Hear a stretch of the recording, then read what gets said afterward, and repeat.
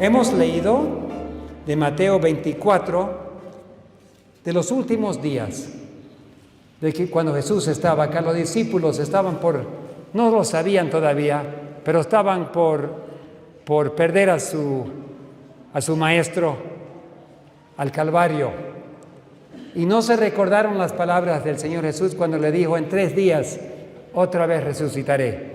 Ellos estaban pensando que Él iba a reinar sobre el trono de David, y ellos querían estar a su lado, querían reinar con Él, pero no sabían el ministerio realmente. Y nosotros a veces pensamos muchas cosas, y puede ser que estamos equivocados en nuestra forma de entender las cosas. Si los mismos discípulos no entendieron bien, ¿será que nosotros entendemos mejor que ellos? Hay muchas cosas que nos han enseñado, muchas cosas que hemos pensado, muchas cosas que hemos supuesto que son así, y creo que nosotros también, como los discípulos, tenemos sorpresas por adelante. Porque Dios no siempre nos revela todo a una sola generación, nos va abriendo el conocimiento.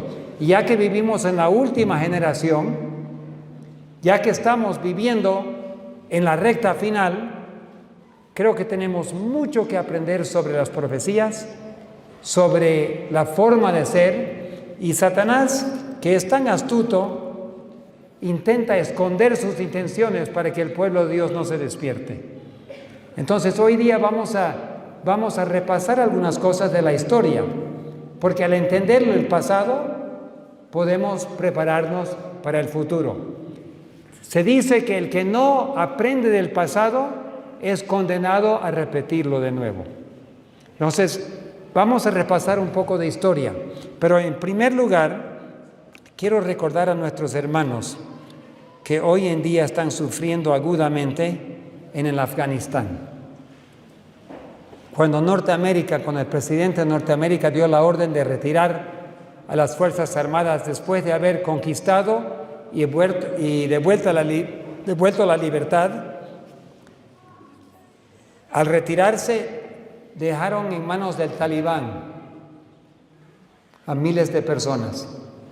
Y una amiga mía, que era hija de misioneros aquí, en Bolivia, después en el Ecuador y Centroamérica, ellos trabajan íntimamente con los musulmanes en Estados Unidos, y nos comunicaron recién esta semana que el Talibán el martes comenzó de ir de casa en casa en Afganistán, y si hubiesen algunos cristianos ahí, los mataban.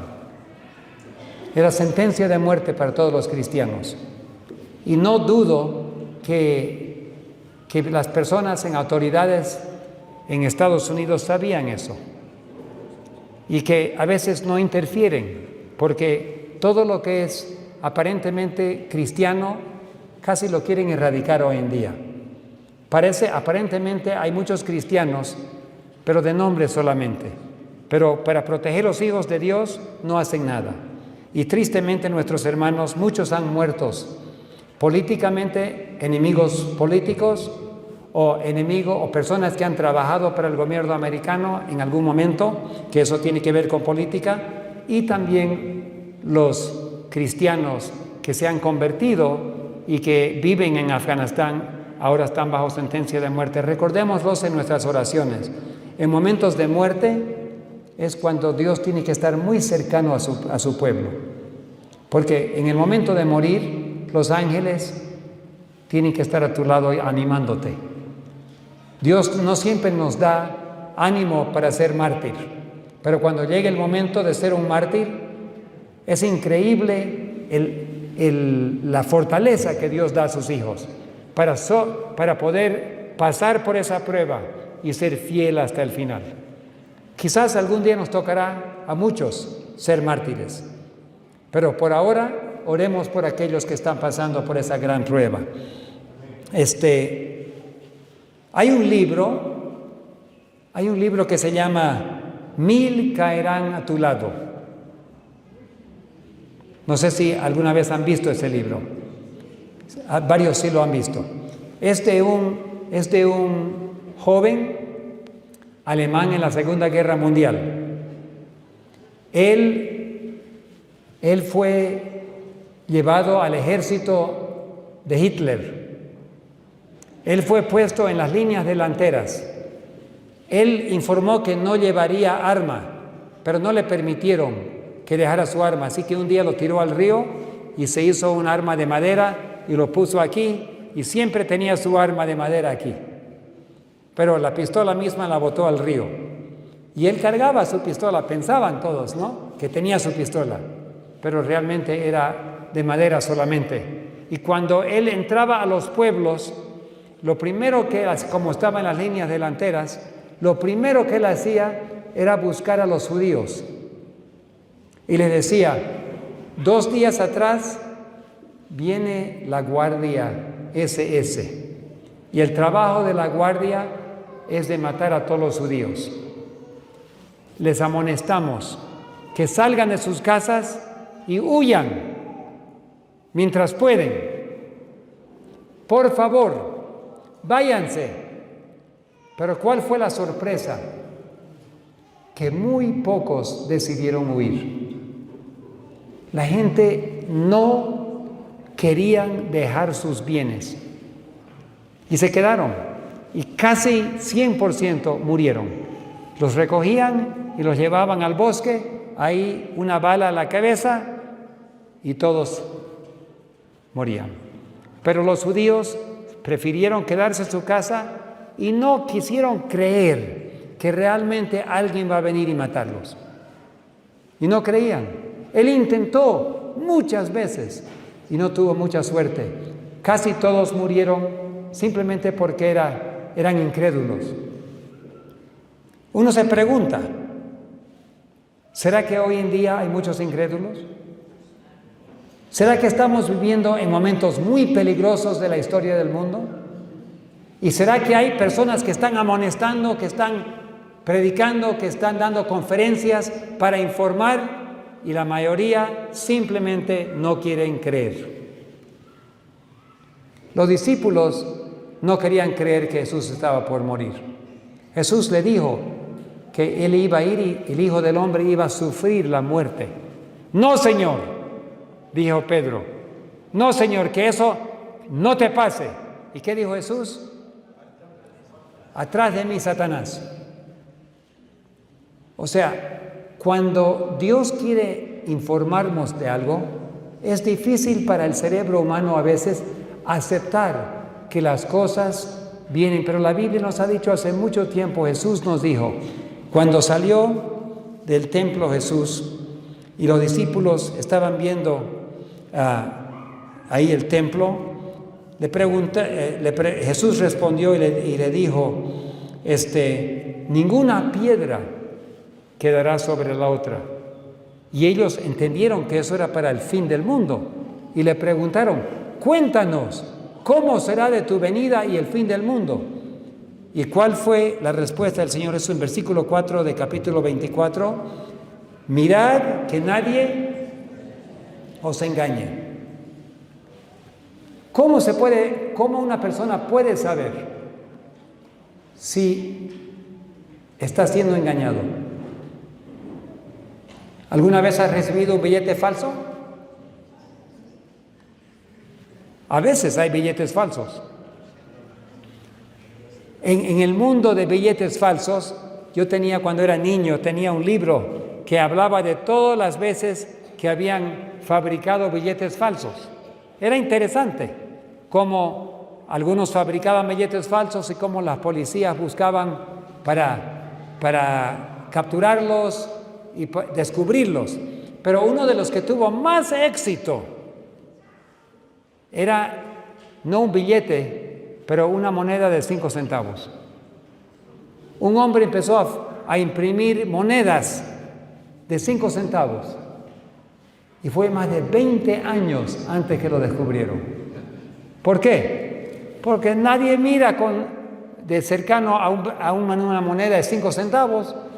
Lo miran nomás y se parece y lo meten al bolsillo y lo usan y poco a poco fueron viendo, pero 20 años él imprimió miles y miles de monedas falsas Pero como era tan pequeño, no lo vi. Entonces, a veces las cosas pequeñas son las que más engañan. Entonces, cuando es algo grande, uno se fija. Un billete de 200, yo veo que lo miran muy de cerca. Pero cuando tú le das una moneda de 5, ni lo miran. ¡Chin! Al bolsillo. O le das 50 centavos, ¿qué hacen? Ni lo miran, lo meten nomás ahí. Entonces, se parece porque el riesgo no es mucho. Pero, en el área de espiritual, cosas pequeñas pueden arruinar nuestra salvación. Y vamos a seguir repasando acá algunas historias. ¿Para qué? Para que aprendamos. Y después vamos a resumir cómo aplicar esos a nuestros días. Ya hablamos de Alemania, Rumanía. En Rumanía, cuando entró el gobierno comunista, lo primero que hicieron es reunir a todos los pastores de las iglesias. Y el gobierno comunista organizó a todas las iglesias. Y casi todas las iglesias, para no quedar mal, decidieron trabajar con el comunismo. Solamente unos cuantos pastores que sufrieron años y años de encarcelamiento y tortura. Muchos murieron en la prisión. Otros, después de años, sobrevivieron y fueron liberados. Pero los pastores, como su mayoría, decidieron trabajar en armonía con el gobierno comunista en Rumanía. Muy pocos tenían la valentía para poder decir firmemente: el comunismo y la religión de Dios no combinan. Y no podemos mezclar y no podemos adulterar la verdad. El comunismo es anti-Dios y no cuadra con las enseñanzas de la Biblia. En Hungría también era comunista. Yo estaba en Austria, estuve en Europa como 5 meses predicando en todos los países. Un día me llamaron e hicieron una cita. Vinieron, como Hungría no es muy lejos de Austria, 2 pastores vinieron a visitarme. Pero ¿cuál fue la sorpresa? Cuando llegaron al colegio ahí donde yo estaba, el pastor se presentó como el presidente de la Asociación de la Iglesia Adventista del Séptimo Día y el otro se presentó como el presidente de la Iglesia de la Reforma. Y los 2 vinieron en el mismo carro para visitarme. Eran amigos. Y me contaron un poco de la historia y eso me invitaron a Hungría. Y eso resultó en muchas visitas mías a la parte húngara. Y cuando fui allá me invitaron a predicar en la iglesia adventista y después fui a la iglesia, no lo llaman iglesia de la Reforma, lo llaman Kerak. Dicen que no estamos protestando, pero tenemos un problema. ¿Y cuál es el problema? El problema es que en los días comunistas de Hungría, el presidente de la Unión reunió a todas las iglesias y ordenó que cada miembro de iglesia tenía que firmar un documento de lealtad al presidente. Ellos dijeron: pero nosotros no somos leales a un hombre, somos leales a Dios. No, aquí tienen que firmar un documento diciendo: voy a ser leal al presidente de la Unión. Bueno, por lo menos 30% de la iglesia no firmó. Muchos pastores no firmaron. Muchos miembros no firmaron y en un solo día desfraternizaron a 30% de toda la iglesia del país. Era un gran número de personas. De golpe, ya no son miembros. ¿Y qué iban a hacer? Bueno, no querían formar otra iglesia, no podían usar el mismo nombre, así que formaron una iglesia que se llamaba el Kerak. Y el Kerak simplemente significa que es un grupo de hermanos. Y con sus pastores que habían sido desfraternizados por no firmar, ellos tuvieron que formar su propia institución, siguieron leal a la administración más arriba, pero ahí en Hungría no podían participar en la iglesia. Entonces, pasaron años y nunca se pudo arreglar. Un día vino el pastor Neil Wilson a Hungría, el papá del presidente actual, el pastor Ted Wilson. Vino el pastor Neil Wilson y los hermanos pidieron una audiencia con él. Él no lo dejaron entrar a la iglesia, pero él se paró afuera y lo recibió afuera y le contaron lo que había pasado. Él dijo: yo me comprometo en arreglar este problema, mis hermanos. Pero el siguiente día lo llevaron al ministerio de culto, de cultura y culto, y le amenazaron al pastor Wilson que si él va a trabajar con ellos, el gobierno va a desorganizar la iglesia adventista del séptimo día en su totalidad. Entonces el pastor Neil Wilson quebró su promesa y nunca más hizo nada para ayudarles. Ellos quedaron solos. Entonces llegó el momento cuando me pidieron a mí que yo vaya y si es posible para ayudar. Yo le dije: bueno, yo también tengo mis problemas.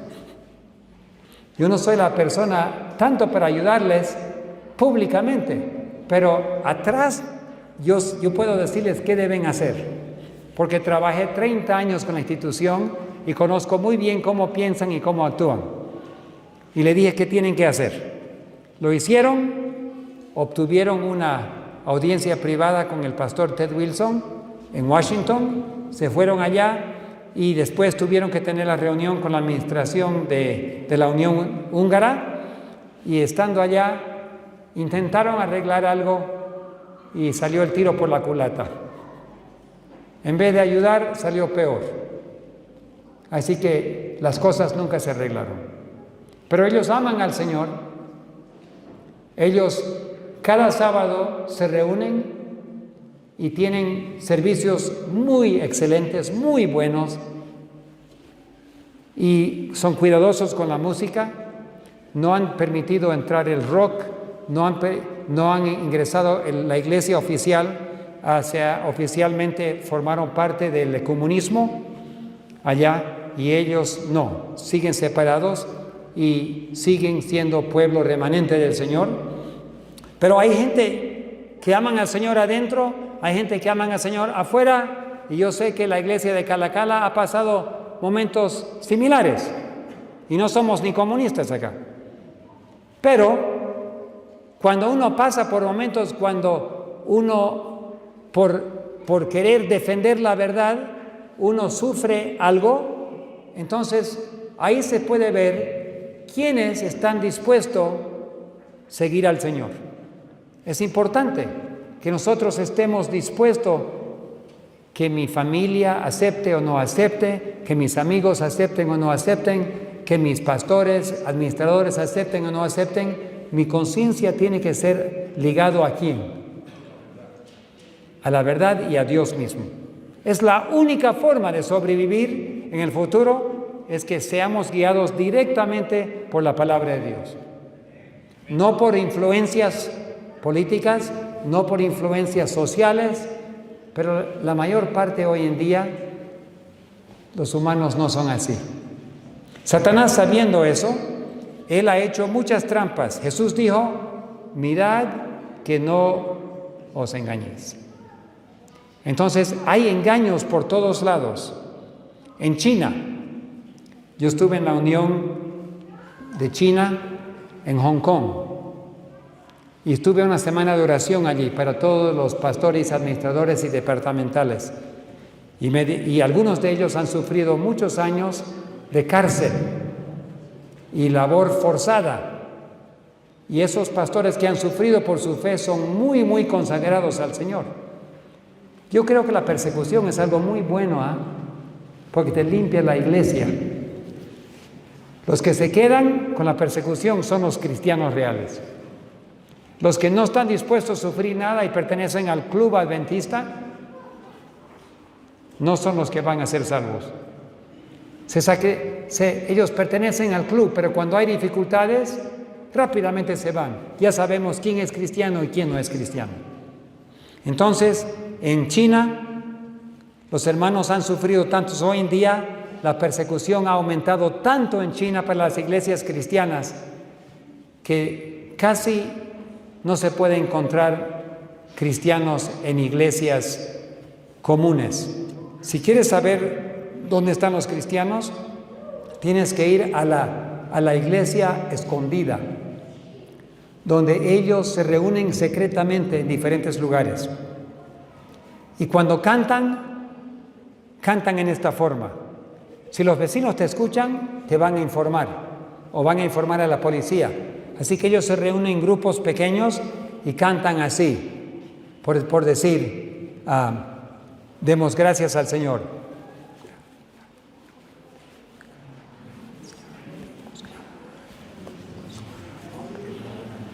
No sale ninguna voz, pero ellos ven las bocas y cantan juntos, en su mente.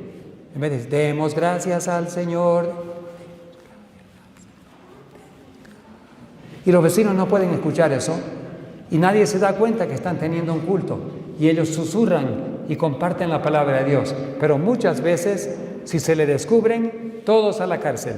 Padres, madres, y los niños los llevan y los ponen en escuelas comunistas. Cuando uno sufre tales cosas, uno realmente tiene que creer en lo que hace, porque no vas a sacrificarte por algo que no es real. Dios sabe quiénes son sus hijos. En China están sufriendo hoy en día. Un famoso pastor evangélico chino que se escapó de China después de 20 años de prisión, él dice, oren por China, pero que no se acabe la persecución. Porque mientras hay persecución, la iglesia está creciendo radicalmente. La iglesia está en crecimiento explosivo en China.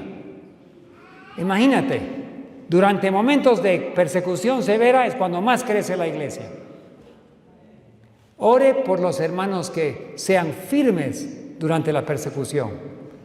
Que Dios los acompañe cuando sufren por su fe. Pero no ores que la persecución se pare. ¿Qué haríamos nosotros acá en Bolivia si hubiese persecución severa? Estaríamos orando, Señor, por favor, trae la paz. Pero la paz es el peor enemigo del crecimiento de la iglesia. La persecución es realmente la más grande bendición que hay para la iglesia cristiana. Nadie lo quiere, pero es la realidad. Cuando uno sufre por su fe, uno realmente crece espiritualmente. Hoy en día, la iglesia tiene miedo de persecución. Muchos pastores y administradores han firmado convenios con Roma para evitar la persecución. Prefieren trabajar con Roma, prefieren hacer la voluntad de Roma que sufrir persecución. Pero en hacer eso se venden. Y por eso estamos viendo costumbres de afuera están entrando a la iglesia. Por eso estamos viendo música de afuera entrando a la iglesia. Por eso hemos dejado de predicar el mensaje de los 3 ángeles. Por eso estamos predicando mensajes bonitas. ¿Conocen ese dulce que venden en palitos que se parece a algodón? No sé cómo se llama. Dulce algodón, no sé cómo. No es nada, ¿no? Uno lo come y se derrite en la boca, pero es puro azúcar, ¿verdad? Es puro azúcar. Pero los sermones a veces son así. ¿Tienen alimento o es puro azúcar? El mensaje que Dios quiere compartir con el mundo es alimento espiritual. Tiene que fortalecerte para ser firme en la verdad. Tienen que enseñarnos la verdad. Tienen que enseñarnos cómo prepararnos para la venida de Cristo. Tienen que enseñarnos cómo administrar nuestros bienes, nuestro tiempo. ¿Cuál es la misión de la iglesia? Cuando suframos, ser firmes en la fe. Animarnos. Y muchos han perdido su feligresía simplemente por predicar el mensaje de salud, por compartir los mismos libros que hemos visto esta mañana, Conflicto de los Siglos. Si tú repartes ese libro, en muchas iglesias le han quitado la feligresía a la gente o lo prohíben. Y si predicas verdad presente, no puedes. Entonces, la iglesia tiene miedo en muchos lugares. Y por eso hoy en día tenemos que saber ¿a cuál iglesia pertenezco? ¿A la iglesia de Cristo o al club humano? Tenemos que saber, porque muy pronto va a venir una gran tormenta. Una gran tormenta, cuando llegue, arrastra con todas las personas que no están firmes en la verdad. ¿Alguna vez han pasado por un tornado alguien aquí? Casi no hay muchos tornados acá. En Guayaramerín, en el Beni, nunca se ha visto un tornado, pero el otro día llegó uno al aeropuerto, tumbó el terminal, le dio vuelta al edificio entero, y hasta los postes de luz, hechos de cemento, les dio vuelta y los quebró. O sea, tanta fuerza tiene el viento. Hermanos, lo que está por venir sobre la tierra, y aquí va a llegar a Bolivia, es una tormenta tan dura que va a venir de un momento a otro. Si tú no estás plantado firmemente en la verdad, te vas a ir. Tienes que estar decidido en tu fe. ¿Qué estás dispuesto a perder por tu fe? ¿Tu casa? ¿Tu libertad? ¿Tus bienes? ¿Tu carro? ¿El derecho de comprar y vender? Si no estás dispuesto a perder todo, ya se sabe el destino. Vas a salir del pueblo de Dios. Y uno dice, yo no quiero perder todo, he trabajado toda mi vida para acumular eso. Sí, pero la última generación, en la recta final, todos vamos a perder todo. Tenemos que decidirnos. ¿Cuál prefieres? ¿Que te lo quiten o que tú mejor lo pongas en el altar y que Dios lo utilice? ¿Cuál sería mejor? ¿El altar o que te lo quiten? El altar. Voluntariamente usar nuestros bienes y nuestro tiempo para avanzar la obra de Dios mientras podemos. Porque si esperamos, algún día lo van a quitar todo y vamos a decir, ay, si hubiese sabido, podría haberlo invertido en la obra de Dios. Ya sabemos, el tiempo viene, la persecución viene. Hoy en día es increíble para mí cuántos de mis seres queridos, familiares, hermanos, hermanas, sobrinos, suegros, otros que son muy consagrados al Señor, se han dejado engañar por la presión social. Es una sorpresa para mi esposa y yo saber cómo acá también en Bolivia nos hemos dejado engañar. Satanás quiere destruir a la raza humana. Él quiere destruir más de 80% de la raza humana. Bueno, si él podría, destruiría a todo el mundo, pero no puede. Dios no lo deja, pero tiene planes para destruirnos y cambiarnos de lo que la imagen de Dios y quitar la imagen de Dios en nuestros cuerpos.